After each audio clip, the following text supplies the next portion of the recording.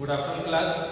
Myself Dr. Bang, and today is my lecture on positioning during surgery. तो जैसा कि हम जानते हैं कि सर्जरी के दौरान पोजीशनिंग बहुत ज़रूरी है। पेशेंट की पोजीशनिंग उसका एक बहुत ही इम्पॉर्टेंट रोल होता है।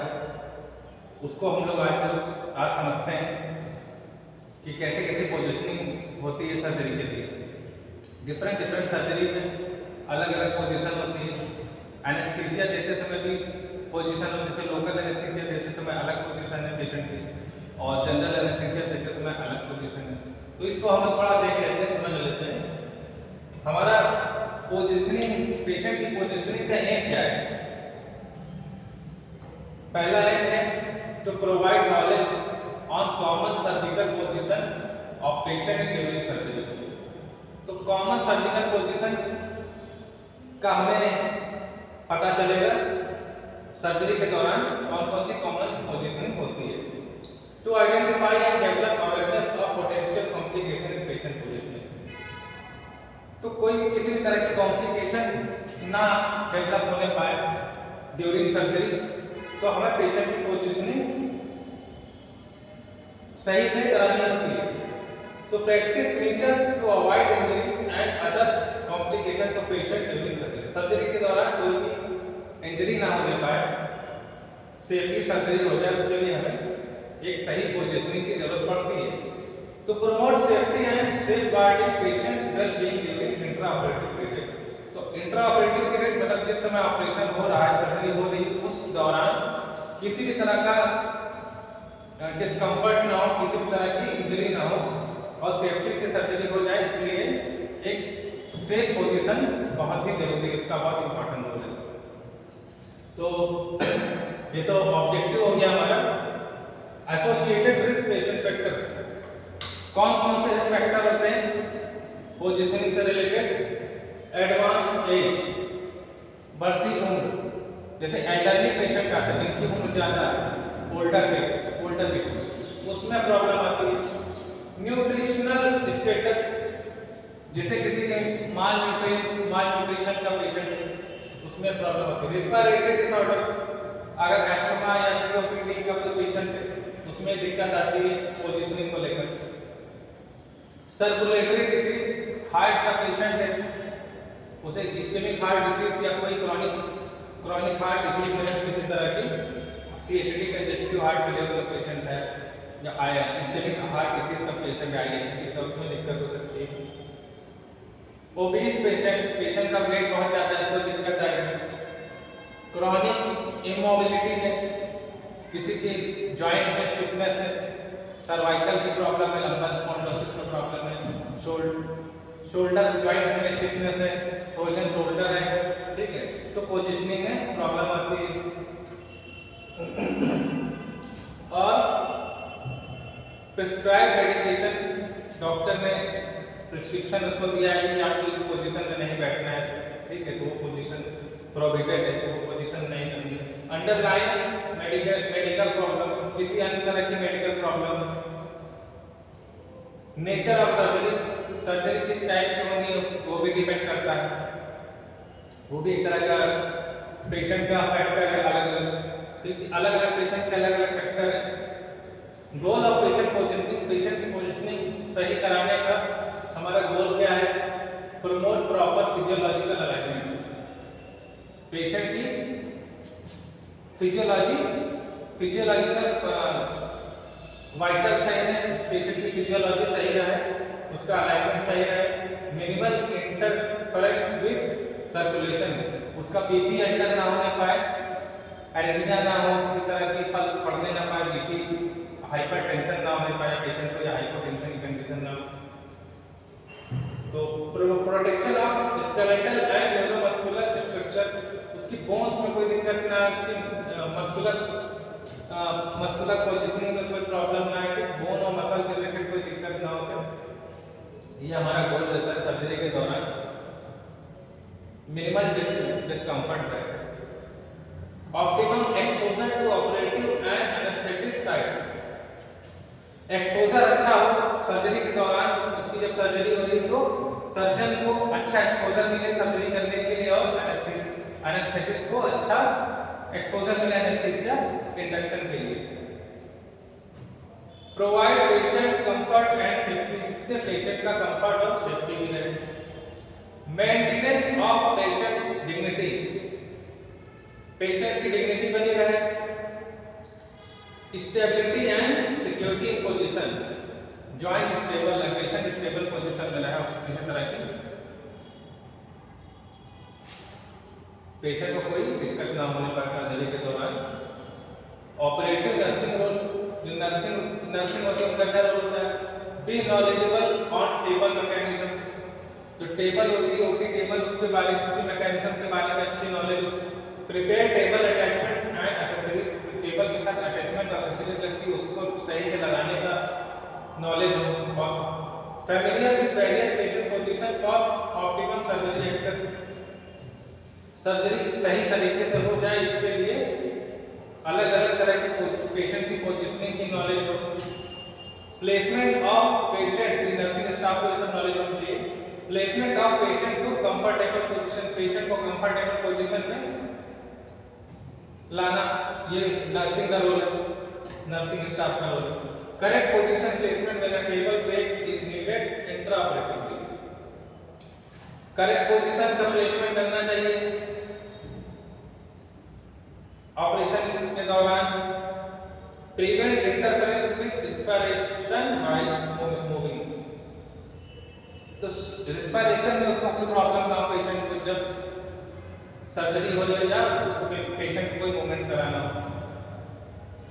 ऑपरेटिव नर्सिंग रोल में ensure patient is fully anaesthetized before positioning, तो पेशेंट की सर्जरी से पहले जो पोजीशनिंग होती है उसमें ये देखना है कि पेशेंट पूरी तरह से अनकॉन्शियस है कि नहीं, एनेस्थाइज है कि मतलब जिस चीज की सर्जरी होनी है उसके लिए वो एनेस्थाइज है कि नहीं। Never reposition without anaesthetic supervision, patient की पोजीशन में बदलाव बिना एनेस्थेटिक्स के परमिशन के नहीं करना है। Table fitting must be placed without obstruction to incision site, table की fitting must be placed without, बिना किसी रुकावट के टेबल की फिटिंग करनी है जहां पर इंसिजन देना है पेशेंट को। All fitting and attachment must be secure completely, ergonomic care wise positioning, applying diathermy placement। Intraoperative nursing consideration, operation के दौरान नर्सिंग को क्या फोकस करना चाहिए? मेंटेनेंस ऑफ अनइम्पेयर्ड रेस्पिरेटरी एक्शन, मतलब सांस लेने में कोई दिक्कत ना ऑपरेशन को। Maintenance of physiological alignment of patient, patient की जो है पोजीशनिंग सही हो, अलाइनमेंट उसका सही हो। Maintenance of adequate circulation avoiding impaired venous system, blood का सर्कुलेशन प्रॉपर चलता रहे, कहीं से ऑब्स्ट्रक्शन ना है, जैसे डीप वेन थ्रोम्बोसिस ना होने पाए, वेनस रिटर्न पेशेंट का अच्छा रहे। Maintenance of body temperature by limiting exposure, patient का बॉडी टेम्परेचर भी सही रहे। अवॉइडिंग मेटल कांटेक्ट, मेटल के साथ कांटेक्ट ना होने पाए पेशेंट का।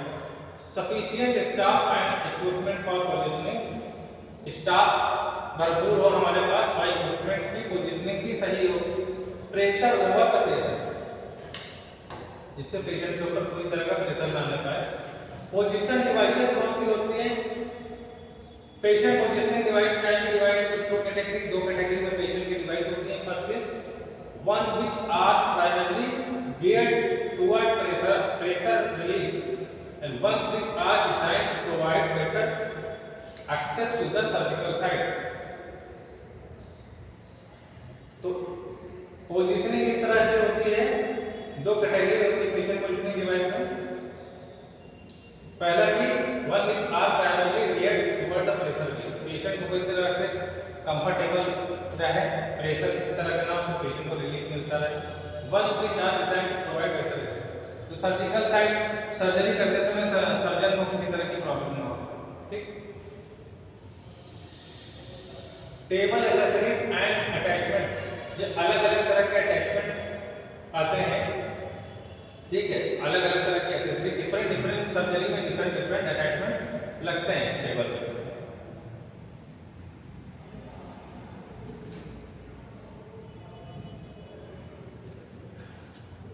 अब टेबल में क्या देखेंगे, टेबल फीचर आया ना, टेबल में कौन कौन से अटैचमेंट होते हैं, स्लाइडिंग बार्स होती हैं, ठीक, मेटल सॉकेट होते हैं, हाइड्रोलिक व्हील बेस स्टैंड होता है, डिटैचेबल फुटरेस्ट होता है, स्टीयरअप्स होते हैं, लैटरल सपोर्ट भी होता है, साइड से lateral support, elevated arm rest होता है, ये आर्म रेस्ट है, एलिवेटेड ब्रेकेबल हेडरेस्ट, जो हेडरेस्ट होता है वो अलग से डिटैच भी हो जाता है, आर्म बोर्ड है, ठीक है, आर्म बोर्ड भी होता है, मैनुअल लीवर भी होता है, ठीक। अदर्स में क्या है, पिलो आती है, डिफरेंट टाइप की पिलो आती है, हेड रिंग आती है, जैसे आप इसमें देखेंगे पिक्चर में, ये हेड रिंग आती है, ठीक है, और सैंड बैग्स भी आते हैं, रोल सपोर्ट भी आता है, सॉफ्ट पैड आते हैं, मैट्रेस आती है, ये सब चीजें एक्सेसरीज होती हैं। Position during induction of anaesthesia, anaesthesia के दौरान पोजीशन कौन सी होती है, फर्स्ट इज सुपाइन पोजीशन, जिसमें क्या पेशेंट सुपाइन लेटा होता है, टुवर्ड द रूफ, पेशेंट का जो फेस रहता है टुवर्ड द रूफ होता है, neck flexed, head extended and neck flexed, सर सीधा होना चाहिए और नेक फ्लेक्स्ड। एम क्या है हमारा, टू विजुअलाइज, अब ये पोजीशनिंग का हमारा एम क्या है, to visualise oral pharyngeal and tracheal spaces. तो पेशेंट की नेक फ्लेक्स्ड और हेड एक्सटेंड, इसमें क्या होगा, फेरेंजियल और ट्रैकियल स्पेसेस देखो, oral pharyngeal and tracheal space देखने के, जिससे कि पेशेंट को इंट्यूबेशन की में कोई प्रॉब्लम ना हो, इस वजह से ये चीजें देखी जाती हैं सुपाइन पोजीशन में। पॉसिबल कॉम्प्लिकेशन, कौन कौन से कॉम्प्लिकेशन हो सकते हैं पेशेंट के साथ, ऑब्जर्वेशन में क्या देखने को मिलता है, trauma to lips and teeth, हो सकता है दांत पेशेंट के हिल रहे हो, लिप्स में किसी तरह की इंजरी हुई हो पहले से, ठीक है, जॉ का डिसलोकेशन हो वो पहले से ड्यूरिंग ऑब्जर्वेशन हम लोग ये देखेंगे, लैरिंजियल और वोकल कार्ड में कोई इंजरी हो, एपिस्टैक्सिस हो, मान लो नोज ब्लीडिंग वगैरह किसी तरह की पेशेंट को पहले होती हो, और फेरेंजियल वॉल में किसी तरह का ट्रॉमा हो, तो बिफोर एनेस्थीसिया हमें ये सब चीजें ऑब्जर्वेशन करनी होती है, सही पोजीशनिंग करके। सर्जिकल पोजीशनिंग कौन सी है, पहला है सुपाइन और डॉर्सल पोजीशन। ये जो सुपाइन और डॉर्सल पोजीशन जैसा पिक्चर में देख रहे हैं, the patient lies flat on his back, patient सीधा लेटेगा अपनी बैक की तरफ, ठीक। द आर्म में प्लेस्ड बिसाइड द बॉडी, हाथ बॉडी के दोनों तरफ सीधे सीधे रहेंगे, ऑन द आर्म बोर्ड, साथ में आर्म बोर्ड लगा होता है उस पर, और support across the chest by lifting up the gown which acts as sling. Most common operative position such as in laparotomy, certain gynaecological and orthopaedic cases. तो ये सुपाइन पोजीशन कॉमनली किसमें use होती है, लैप्रोटोमी में और gynaecological और orthopaedic cases में।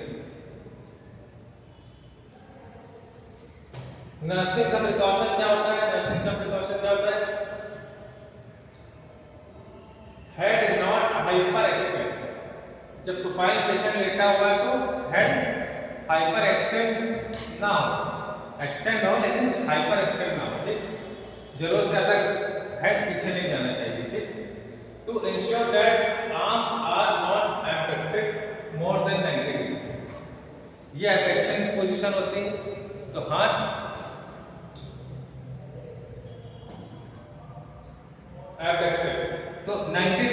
90 degree होता है, इससे ज्यादा अबडक्ट ना हो पेशेंट का हाथ। आर्म बोर्ड इज पैडेड, जो आर्म का बोर्ड है उसमें पैड लगा हुआ हो। हैंड इन प्रोन पोजीशन, और हैंड जो है ये पेशेंट सुपाइन लेने का, लेकिन हाथ उसका प्रोन पोजीशन में होगा ऐसे, ठीक। आर्म्स डू नॉट ओवरलैप और हैंड ओवर टेबल, तो हाथ जो है टेबल से नीचे नहीं लटकना चाहिए एज की तरफ, ठीक है, और ओवरलैप नहीं होना चाहिए हाथ, ठीक। Patient protected from metal contact, patient को मेटल से कांटेक्ट होने से बचाना है। बोनी प्रोमिनेंस आर प्रोटेक्टेड, जहां जहां पर बॉडी में मसल्स कम होती है, बोन ज्यादा विजिबल होती है, ठीक है, बोनी प्रोमिनेंट बोलते हैं, वो हिस्से को हमें प्रोटेक्ट ज्यादा करना है। जैसे ऑक्सीपुट यहाँ पर क्या मसल्स कम रहती है, ठीक, बोनी एरिया ज्यादा है, ये बेड के कांटेक्ट में रहता है ऑक्सीपुट। स्कैपुला यहाँ पर मसल्स एरिया कम होता है, ठीक, यहाँ बोन थोड़ी विजिबल होती है, हम लोग है ना। और थोरैसिक वर्टिब्रा और थोरैक्स, ये थोरैक्स की वर्टिब्रा, ठीक है, पीछे, और ओलेप्रोनाइन प्रोसेस, ठीक, ये ओलेप्रोनाइन प्रोसेस एल्बो में होता है, ये यहाँ पर मसल्स नहीं होती, तो ये बोनी एरिया ज्यादा है यहाँ पर, ठीक। सैक्रम एंड कॉक्सिक्स, ठीक, सैक्रम और कॉक्सिक्स ये जो होती है इसको प्रोटेक्ट करना है। और कैल्केनियस, ये हील बोन होती है, कैल्केनियस हील बोन, तो हील बोन को भी प्रोटेक्ट करना है। पोटेंशियल कॉम्प्लिकेशन कौन से हो सकते हैं? बैक एक हो सकता है पेशेंट को, जिससे क्या होगा, resulted from unsupported lumbosacral curvature, lumbosacral curvature में प्रॉब्लम आएगी। Paralysis of arm and hand due to over attention, जरूरत से ज्यादा हाथ का हैंड का ओवर अटेंशन होने से, 90 डिग्री से ज्यादा होने से क्या होगा, पैरालिसिस हो जाए, होने के चांसेस रहते हैं आर्म्स के। रेडियल और अल्नर नर्व पैल्सी हो सकता है ड्यू टू आर्म और एल्बो हैंगिंग, एल्बो और हाथ के बेड टेबल से नीचे लटकने पर क्या होगा, रेडियल और अल्नर नर्व की पैल्सी हो सकती है, ठीक, नर्व कंप्रेशन हो सकता है, नर्व डैमेज हो सकती है।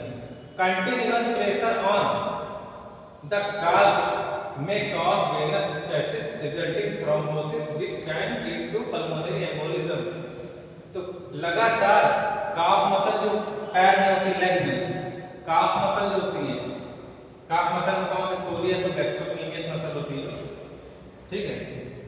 काफ मसल को जैसा भी हम जानते हैं कि सेकंड हार्ट भी बोला जाता है काफ मसल को, क्योंकि वो ब्लड का वेनस रिटर्न अच्छा करता है, ब्लड को पंप करता है नीचे से ऊपर की तरफ, तो वेनस रिटर्न जब नहीं आ पाएगा तो वहां पे थ्रोम्बोसिस के चांसेस हो सकते हैं, ब्लड जम सकता है, खून का थक्का जम सकता है वेनस में, तो वेनस में जब वेनस थ्रोम्बोसिस हो जाएगा तो वो पल्मोनरी एम्बोलिज्म लीड कर सकता है, ठीक है, पल्मोनरी एम्बोलिज्म के रूप में फॉर्म कर सकता है, वो आगे चल के लाइफ थ्रेटनिंग हो सकती है कंडीशन, ठीक है।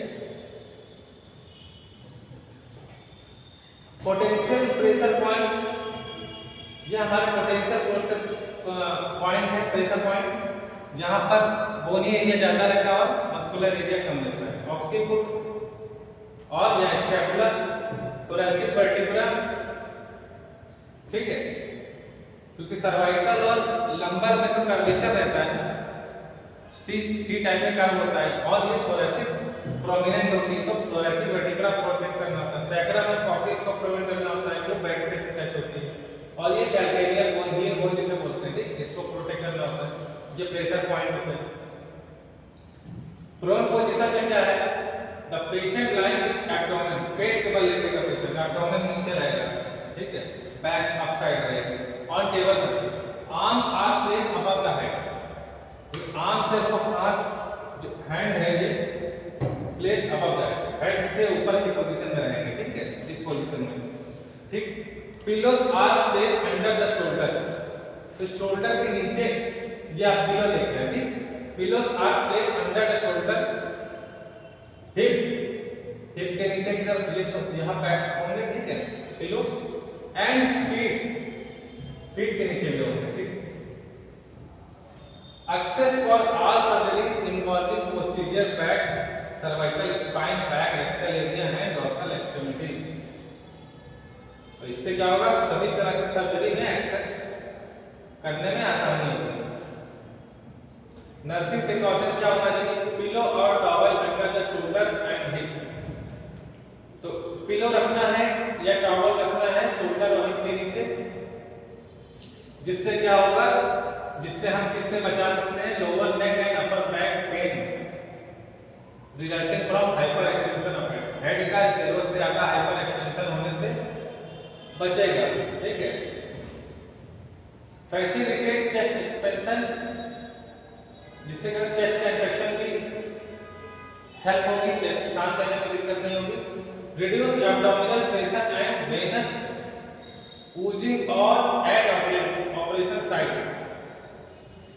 एब्डोमेन पे प्रेशर भी नहीं पड़ेगा, ठीक है।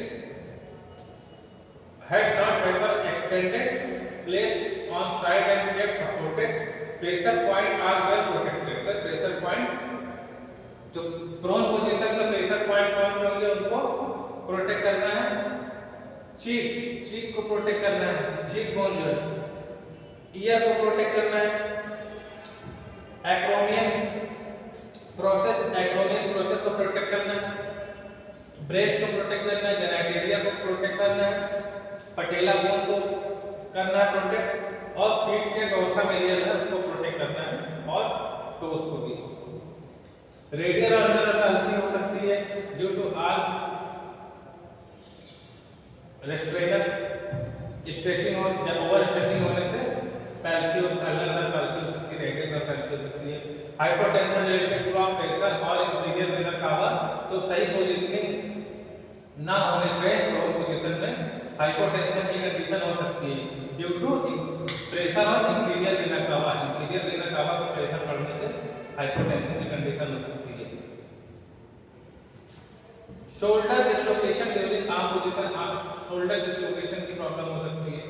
ब्रैकियल प्लेक्सस इंजरी हो सकती है अगर 90 डिग्री से ज्यादा ओवर स्ट्रेच हो जाए आर्म्स को। Potential nerve injury, brachial plexus का पिक्चर आप लोग देख रहे हैं, तो इसमें C5 से लेके C6, C7, C8, T1 इस सारी नर्व की रूट मिलके ब्रैकियल प्लेक्सस फॉर्म करती हैं। फर्दर ये डिवाइडेड होती हैं मीडियन नर्व में, अल्नर नर्व में, और रेडियल नर्व में, मस्कुलर कुटेनियस नर्व में, और ठीक है रेडियल नर्व में। तो इसमें एक्सिलरी नर्व में, ठीक है।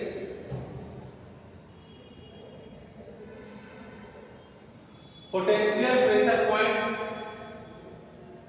प्रोन पोजीशन में आप देख रहे हैं, फ्रंटल बोन, मैंडिबल और ह्यूमरस, ये ह्यूमरस बोन, ब्रेस्ट एरिया और tuberosities of pelvic tuberosity, patella, tibia, ठीक, डोर्सम ऑफ फीट, ठीक, ये प्रेशर पॉइंट है। ट्रेंडलबर्ग पोजीशन, ट्रेंडलबर्ग पोजीशन में क्या रहता है, patients lying in supine position with knee over lower break of the table. तो टेबल की जो लोअर ब्रेक है, ये टेबल की, ये अपर ब्रेक और ये टेबल की लोअर ब्रेक है, यहाँ पर नी क्या रहती है, फ्लेक्स रहती है। Patient lying in supine, patient supine position में लेटेगा विद नी ओवर, नी ऊपर की तरफ रहेगा, ठीक, लोअर ब्रेक, यहाँ लोअर ब्रेक ऑफ टेबल पे। Head tilted down to 15 degree, तो 15 डिग्री हेड डाउनवर्ड टिल्ट होगा, और according to the surgeon preference, या जैसा कि सर्जन सजेस्ट करेगा। आर्म्स में place on the chest or arm board, arms या तो यहाँ आर्म बोर्ड पे रखे होंगे या तो चेस्ट पे होंगे। Common position for laparoscopic surgeries in pelvic और लोअर एब्डोमिनल रीजन। तो कॉमन पोजीशनिंग किसमें, लैप्रोस्कोपिक सर्जरी में ये यूज होती है, और एब्डोमिनल सर्जरी में ये पोजीशन यूज होती है। यूजिंग ऑफ शोल्डर और नी ब्रेसेस में बेनिफिट पेशेंट फ्रॉम स्लाइडिंग। तो शोल्डर और नी ब्रेसेस, शोल्डर ब्रेसेस और नी ब्रेसेस पेशेंट को स्लाइड होने से, नीचे की तरफ स्लाइड होने से बचाते हैं। नर्सिंग प्रिकॉशन कौन सी होने चाहिए और पोटेंशियल कौन कौन से कॉम्प्लिकेशन हो सकते हैं ये देख लेते हैं। इस पोजीशन में head not hyperextend and arm not affected beyond 90 degree. तो ये बात बार बार हो रही है, हेड ओवर एक्सटेंड नहीं होना चाहिए, आर्म 90 डिग्री से अप नहीं होना चाहिए। Hands on padded arm board are supinated, hand supination की पोजीशन में होने चाहिए और आर्म बोर्ड पे पैडेड आर्म बोर्ड पे रखे होने चाहिए। Arm not overlap table edge और हैंगओवर, हाथों को नीचे बेड के टेबल की एज से लटकाना नहीं। Patient is protected from metal contact, metal के कांटेक्ट से बचाना है। ब्रोनी प्रोमिनेंट कौन कौन से उसको बचाना है, ऑक्सीपोड स्टैबिलिस और ऐसी वर्टिब्रा वाले कितने हैं, sacrum cortex and calcaneus. Returning leg first to reverse venous stasis.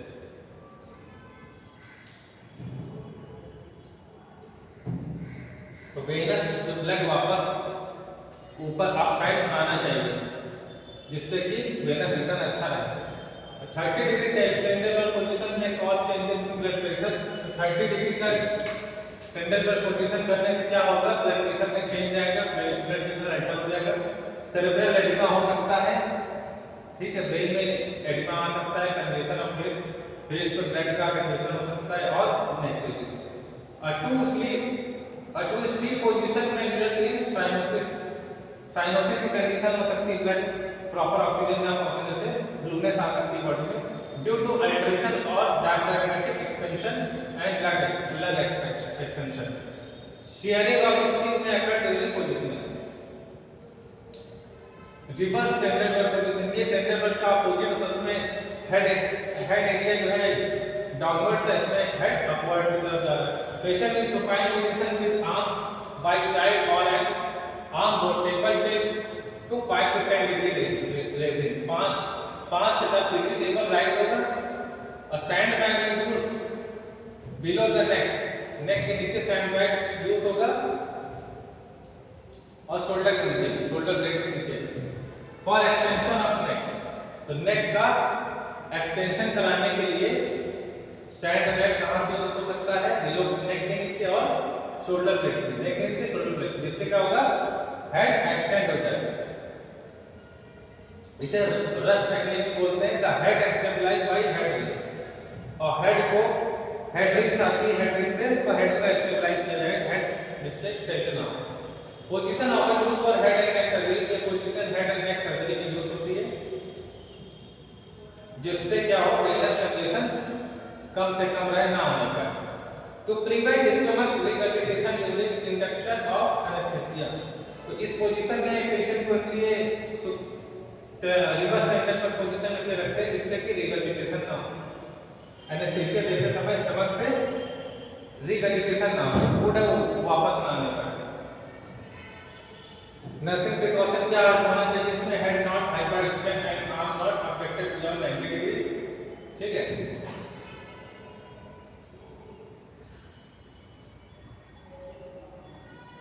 Hand on padded arm board are supinated, arms not overlap the table edge और hangover. Patient is protected from metal contact, same चीज है जैसे पिछले उसमें था। ये precaution हर चीज में देखनी है, ठीक है। बैक एक से बचाना है, आपको सेकंड कर्वेचर में प्रॉब्लम आ सकती है, पैरालिसिस हो सकता है, ओवर एक्टेंशन ऑफ आर्म से अल्नर में पाल्सी हो सकती है, हैंगिंग करने से, आर्म के हैंगिंग करने से, और पल्मोनरी एम्बोलिज्म हो सकता है वेनस स्टेसिस होने से, तो वेनस रिटर्न ना हो पाने की वजह से पल्मोनरी एम्बोलिज्म हो सकता है। Cardiovascular overloaded due to quick return, तो कार्डियोवैस्कुलर ओवरलोड हो सकता है, अचानक से ब्लड हेड की तरफ भागने से। Skin shearing due to sliding down. Potential pressure ये है वही बोनियो ने occipital bone scapula vertebrae thoracic vertebrae cortex and calcaneus. एक पोजीशन है lithotomy position, patient lies in supine, patient supine position में पोजीशन की वर्टेक्स, लेकिन प्रेशर का वर्टेक्स पे होगा at the lower break the table, lower break के table में, ठीक है। Lithotomy stirrup place, lithotomy stirrup लगा दिए जाएंगे पोजीशन लेवल पे, पेशेंट स्टीयल स्पाइन, ठीक। Arm place over the chest, arm chest के पास होंगे और ऑन द, या चेस्ट के पास होंगे या आर्म बोर्ड पे रहेंगे। and toward the feet placed in knee crutches और कैंडी कैन, ठीक, नी क्रचेस लगे होंगे, ठीक है। कॉमन पोजीशन फॉर, इसमें यूरोलॉजी पोजीशन में, गायनेकोलॉजी में, पेरिनियल और रेक्टल ऑपरेशन में ये पोजीशन यूज होता है। अब इसमें नर्सिंग प्रिकॉशन क्या रहेगा? 2% required to raise the leg simultaneously by grasping the sole and other hand supporting the calf. Stirrup bars must be checked and secure before using. Height must be similar and not suspend the patient weight. तो patient का wait भी देखना रहता है, patient का weight bearing हो।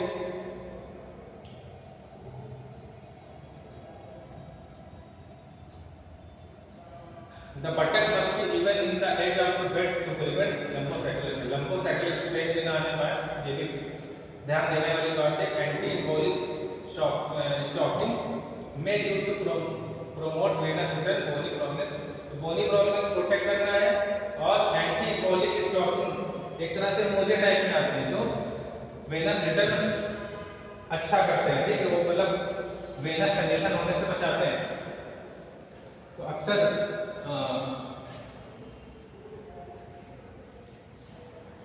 ये जो है काफ एरिया में पहने जाते हैं, ठीक है। Severe back calf to height, कमर दर्द हो सकती है, बैक पेन हो सकता है, ज्यादा हाइट, थाई की ज्यादा हाइट करने से। काफ होल्डर में रिजल्टेड पेरोनियल और फीमोरल ऑब्टूरेटर नर्व डैमेज। काफ होल्डर जो होते हैं वो डैमेज कर सकते हैं फीमोरल ऑब्टूरेटर नर्व को और पेरोनियल नर्व को। ऑस्टियोआर्थराइटिस और stiff hip due to rough handling करने से ऑस्टियोआर्थराइटिस की समस्या हो सकती है। हिप जॉइंट स्टिफनेस आ सकती है। Too quick of lowering the legs may cause hypotension, तो हाइपोटेंशन की कंडीशन हो सकती है, पैर ज्यादा ऊपर पोजीशन जल्दी से बहुत फ्रीक्वेंटली उठाने से, ठीक है। फीमोरल नर्व डैमेज हो सकती है, और हिप डिस्लोकेशन की प्रॉब्लम भी हो सकती है, और गलत तरीके से पेशेंट को स्टीरअप बांधने से फ्रैक्चर की कंडीशन भी हो सकती है। तो ये आज का लेक्चर यहीं पे एंड होता है, जिसमें हम लोगों ने कुछ पोजीशंस जानी ड्यूरिंग सर्जरी जो यूज होने वाली है, ठीक है। आज का लेक्चर यहीं पे एंड होता है। Thank you.